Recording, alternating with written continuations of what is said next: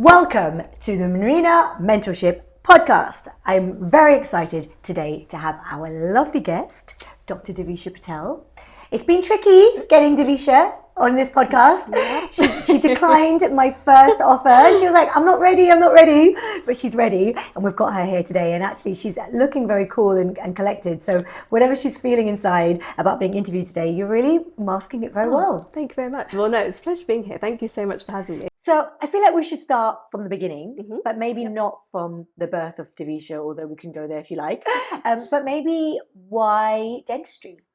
Well, I've always enjoyed going to the dentist. It sounds really strange. I used to love my dental visits. So I'm actually one of three. So I've got an older sister, a younger brother. So I'm actually in the middle. And we'd all go together. So we'd go as a family. Mum would take us all.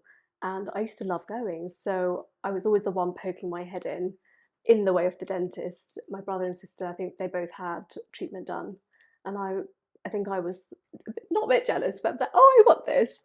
I used to love the blue light, the orange shield, and I think I was just always interested, and my visits were always just quite fun.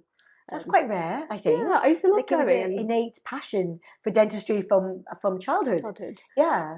And then it came to picking what I wanted to study, and I think it was always between science. It was between something in science. So I studied chemistry, biology, maths. I think we all did. And I didn't actually have any dentists in the family to just ask about the profession. And I just thought it might be a better fit than medicine. And no late nights, no evenings, and no on-calls. And actually, I was wrong. So I think my first job, I was working early mornings, evenings, weekends. So it wasn't a hospital job, it was in practice? It was in practice. Oh, wow. So that was all in my first job, straight out of foundation year. Wow. So not really your 9 to 5. Are you on a 9 to 5 now? I am. Finally. You got that. Yeah. In those first years, I guess, you just take the jobs that you want, and there's compromise because we're young and we're learning. So with your brother and sister, they didn't become dentists? My brother is actually. No way. Wow. He's my younger brother. So he's 5 years younger. So he became a dentist too. Inspired by you? Oh, I hope so. I mean, it's so nice because he's a little bit younger. So we've both learned different things, or we have different opinions on things. So it's so nice to get his opinion on a case. Amazing to have a sibling, that you can talk to about those things. So where did you go to dental school? Liverpool. So I studied at the University of Liverpool, like my second home. I did my foundation training there too. And such a nice experience. Are you from Liverpool? No, so I'm actually from London. Yeah, because your accent's very London. There's no scouse. No, I didn't pick it up. Absolutely loved the accent. It's so strange, right? Oh, it's very sweet. Accent. I loved it. So friendly. People up north are so friendly. Yeah. So Liverpool's definitely my second home. Yeah. And how was your degree? Did you enjoy it? I did. I loved it. So really nice friends, some of which I'm still really good friends with actually, which is so nice. And we're all scattered around the country. So meeting up's a little bit challenging. Yeah. But no, it's really nice. And it was actually my first time away from home, properly. So I think it did allow me to grow up, become more independent. So how was that? Was it? Did you go wild? I know there are some people who. I don't know if I went wild, but you do. You're working hard. You're still enjoying life and partying. Yeah, I think we all did that. Yeah. But no, it was good. Yeah, it was a good experience. It was good. And then what happened after uni? And then I came straight home. Yeah. So I knew I wanted to come home. So I think I was up in Liverpool for about 7 years. So I did my training there as well. Yeah. Knew I was going to eventually come home. So I thought an extra year, why not? Yeah. I came back home and then straight into work. So I think I came home, I might have had a few weeks or a month off, and then straight into practice. Wow. And what was it? Was it NHS practice or mixed? High NHS practice. I think it was 90% NHS. Wow. I think I was working 5-6 days a week. Wow. So it was like early mornings, 2 evenings, weekends. Wow. So I did that for about maybe 3.5 years. Wow. So crazy. But I think I learned so much. Yeah. I learned so much within those years. And then I went back to studying. So I knew I had to cut down, and then found some other jobs. What were you studying? So I did a postgrad diploma in restorative aesthetic dentistry. Wow. So I loved it. Yeah. So it was part-time, which allowed me to still work full-time. Yeah. Crazy. Oh, wow. So you were such a hard-working lady. I think I think that's how we've been brought up, just to work hard. And do what you want, get what you want. Yeah, we're not scared of hard work, and we're just like, I'll do it all. Yeah. Are your parents quite hardworking then? Yes. I'd like to think they are. So, I mean, they're both so they moved to England many years ago now. So mum's from East Africa. Okay. Dad's from India. So they met here and they had newsagents. Oh, cool. So I actually grew up living above a sweet shop, Oh, which was really fun. Yeah. Well, you went to the dentist, so. Yeah. Yeah. Yeah, no, it was really nice. So parents always that's hard work, super hard. owning that business. It's long hours. Did they have newspapers? Yes. Because then that newspaper round in the morning meant they had to wake up at like 5 a.m. So early. So they weren't necessarily doing newspaper rounds, but they were up early, sorting out the papers. Getting them delivered, and then someone else was doing the round. Yeah. It. Yeah. So yeah, early mornings for them as well. Yeah, and so probably late nights, so long hours. And then you guys were upstairs with 3 kids. Yes. So yeah, they could look after you while they were working. So you definitely were brought up around that work ethic.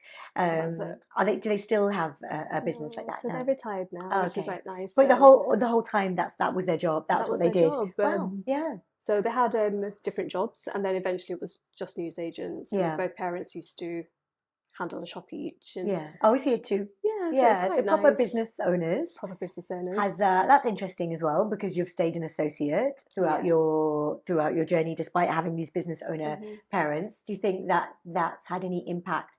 What are the plans there? Are you thinking to stay associate? Is there a plan to open a clinic?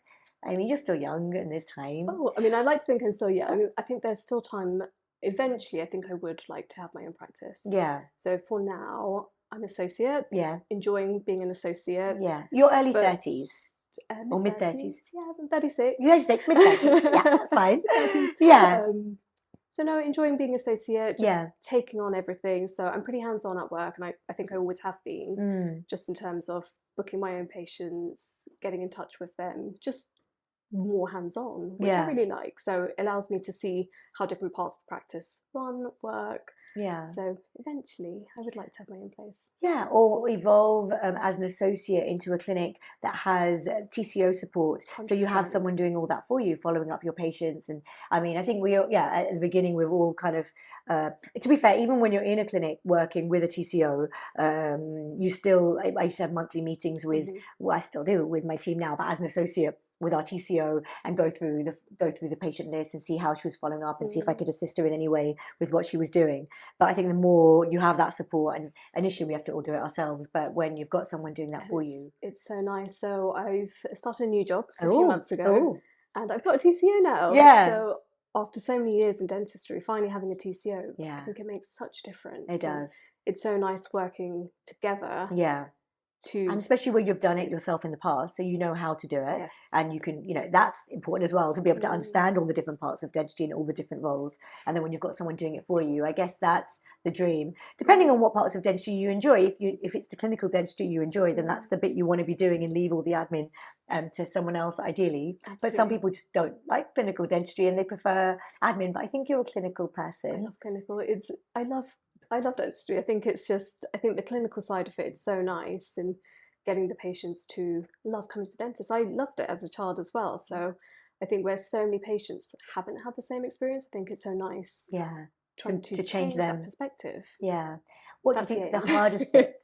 That's the aim. That's the aim, definitely, yeah. Yeah, I'm sure they love coming to see you. You're so lovely to be around. And I'm sure what do you think the hardest bit is in dentistry, being a dentist? What's the greatest challenge that you face as a dentist? Expectations. I think it's patient expectations, or managing. I think the clinical dentistry is all good and it's all okay. We're constantly learning, doing different courses, but it's the patient side. I think just managing the expectations, and you just don't know how or what patients are thinking. So do you find that throughout your career that's changed for you? Do you find that you've found tools along the way to help you manage patients' expectations? Because you're now working, you've gone from that NHS practice with those 90% NHS. Are you fully private now, or still doing a bit of fully private? So fully private. And so maybe, I mean, they say there's more expectation there from patients, but maybe even within the NHS these days, I think that there can be some quite high expectations. 100%. Just generally, there's high expectations of us to perform. So how do you manage those? Have you got any tips that you've used along the way to help manage that?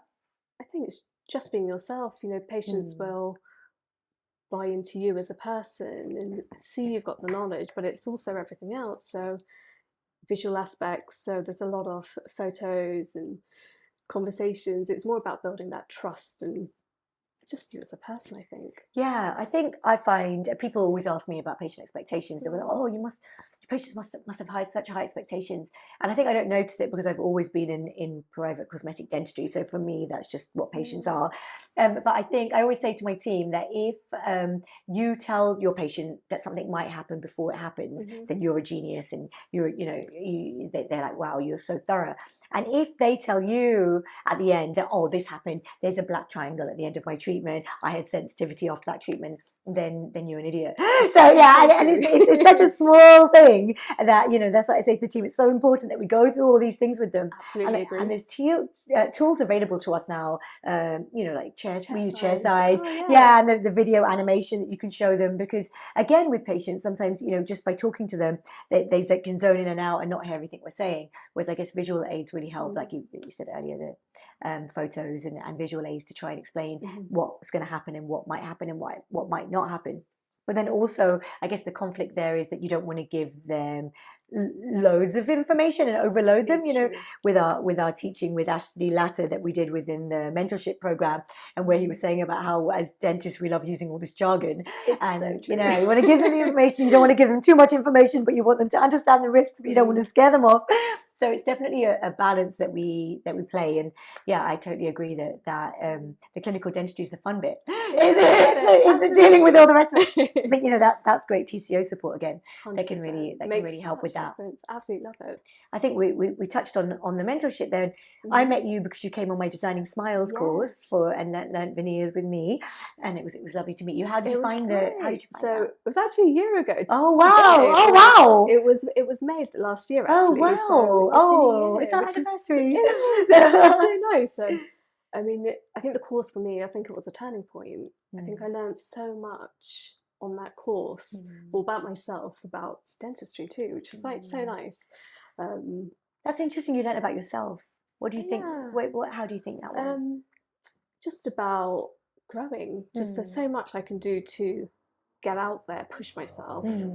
So I think it's really helped me actually. It's been good. Yeah. And did you find yourself doing more veneer cases after doing Designing Smiles? So I was actually in the middle of one. Oh, you get quite a good timing.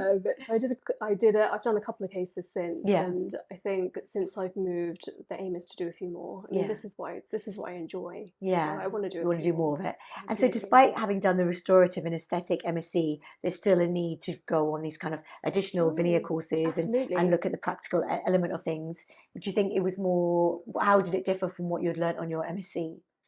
I think just the tips, the tricks. There was a lot actually. It's surprising. So I don't think undergraduate studies prepares you for veneers at all. No. I did learn some, but I don't think it was enough. No. And I think the way dentistry is going, it is quite high need cosmetic dentistry, and this is what patient wants, whether it's bonding with composite or it's veneers. It's one of the two. Yeah. So I didn't feel like I was prepared. The further studying that I did was great, so I did learn some more. But your course, I think I learned the most. Yeah, thank you. I would recommend it to anyone and everyone. It was great. I think as a person as well, you're so down to earth. Yeah, so down to earth and so generous about sharing knowledge, which nothing's a secret. Nice. Not many people are like that, so it's quite nice. It's quite refreshing. And I remember thinking, oh, I need you as my mentor. And then you actually created my mentorship by the sounds of things. I remember messaging you actually. So it was really funny. I think not too long before the course, I was actually told I was too young or too old, for having a mentor. Oh, what? And I was like, no, I just told you that?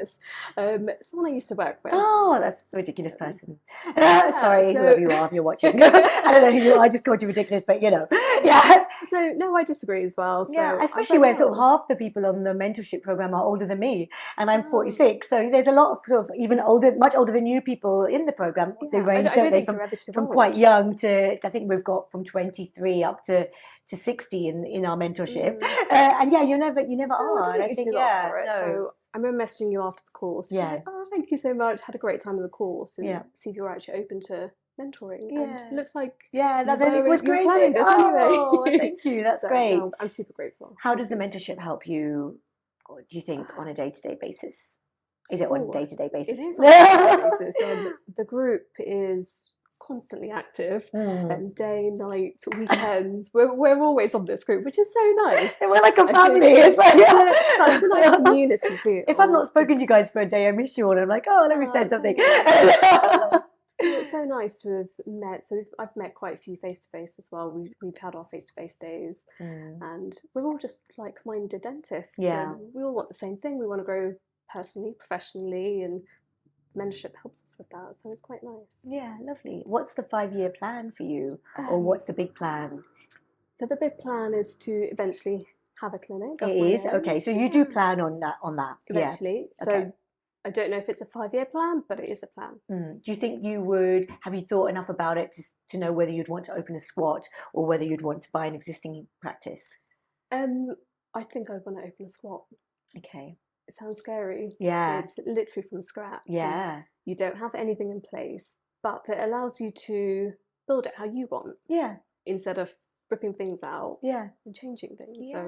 So, that's exciting. Okay, cool. Well, I hope I can support you in that journey as and when. So. I just had another idea as you were saying it of franchising. I feel like you put all these ideas in my head. I'm like, oh, we should just open another DRMR and get Devisha to open it. Yeah, there you go. And then we've got a 5-year plan. We've got a plan. We've got that. Okay, cool. So that's exciting. And what about family? What's the plan there? You're single at the moment? I'm still single, so I'm still looking for him. Yeah. Is there a plan? Is marriage important to you? Oh yeah, 100%. So definitely want to get married, settle down. Have a nice house, have the children. Yeah. But it's not as easy. So, no, it's not easy. No, so I mean, I'm still dating. I'm still looking. I'm still dating. Yeah. What are you looking for? Oh, you know what? I don't think there's a specific that I'm looking for. It's just a really good person. Oh, okay. So you don't have like height criterias or no, I don't think I religion criterias. Growing up, I probably did, and no. So I mean, there's a criteria, but it's not a tick box. It's not a checklist. No, you're flexible. I just want a good man. Good person. So good men. Would you date a dentist? I would. Okay, good men. Hit her up. Find you on Instagram. Okay, Devisha, it sounds like you've had a really lovely journey up until now. Have there not been any challenges? Can you think of a challenge that you've faced along the way? Is there anything you'd count as a failure or not a failure necessarily? Because I don't really believe in that. I think that they're just things we learn from. Is there any challenges you've faced? Oh, definitely a tough one. I mean, there probably are. I can't think of. But nothing comes immediately to, and that's okay. We're not putting you after you finally agreeing to do my podcast. I'm not then going to be like. But what if you were talking to your 20-year-old self? There were all these posts going out on Instagram, wasn't it? A letter to your younger self. What would you say to her? Is there anything you would have done differently or advice that you would give her? Just believe in yourself. Just believe in yourself, and if you do fail, just pick yourself up. Brush yourself off. It's okay. We're human. Do you think 20-year-old Devisha didn't believe in herself? She did, but she probably could believe more.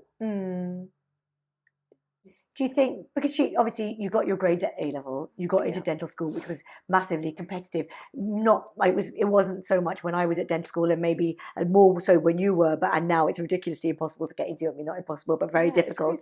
But you got your grades at A-level, you got straight into dental school. I assume you passed all your exams. Yep. So what was there that you think meant that she didn't have that belief in herself? What would you ever tell her?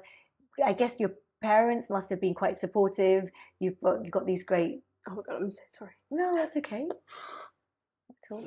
You had your brother and sister. Yeah, super supportive family. Yeah.